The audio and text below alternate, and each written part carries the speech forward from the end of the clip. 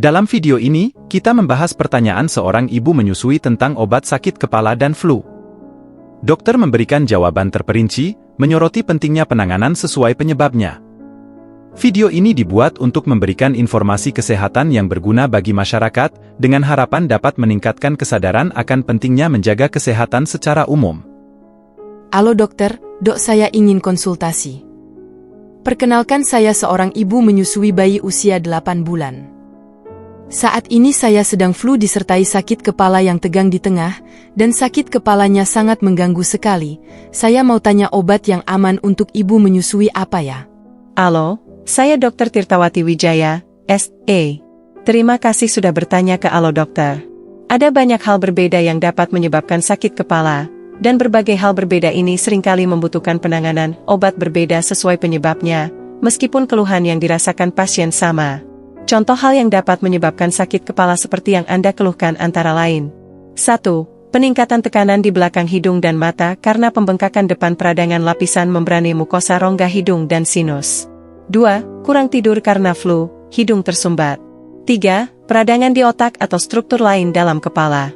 4. Dilatasi atau konstriksi pembuluh darah, serat otot, atau serabut syaraf yang tidak normal dan mengeksitasi nociceptors, sehingga diinterpretasikan sebagai sakit kepala.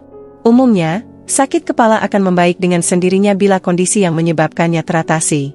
Misalnya bila sakit kepala karena radang dalam rongga hidung, maka bila radangnya reda, sakit kepalanya juga akan mereda. Untuk ini yang diperlukan adalah obat anti radang. Misalnya bila sakit kepala karena kurang tidur, maka keluhan akan hilang bila kebutuhan tidur tercukupi dengan baik. Demikianlah seterusnya, pengobatan perlu selalu disesuaikan dengan penyebabnya, karena pengobatan yang tidak sesuai tentunya akan memberikan hasil yang kurang sesuai harapan. Pengobatan tanpa mengetahui penyebab umumnya hanya bersifat simptomatik, yaitu hanya meringankan keluhan tanpa menyelesaikan akar masalahnya. Pengobatan semacam ini hanya efektif untuk penyakit yang bersifat self-limiting, bisa sembuh sendiri tanpa obat.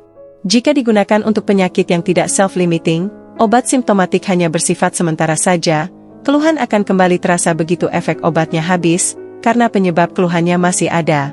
Bila Anda tidak mengetahui penyebab keluhan Anda, keluhan sudah sangat mengganggu kualitas hidup, atau sudah berlangsung lebih dari 5 hari, sebaiknya periksakan diri Anda ke dokter untuk mendapatkan penanganan yang sesuai.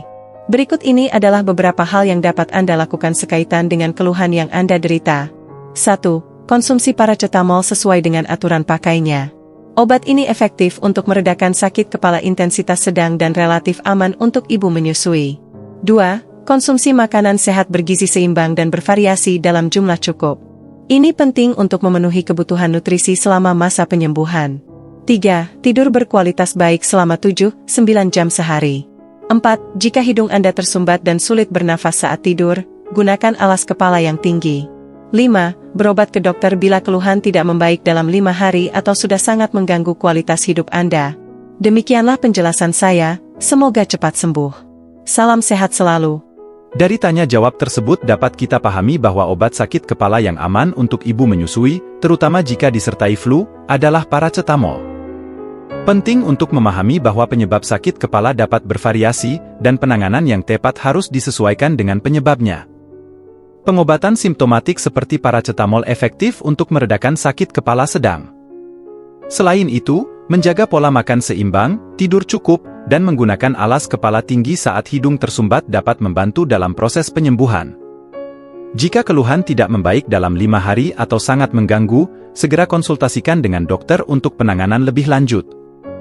Semoga informasi ini bermanfaat untuk kesehatan Anda.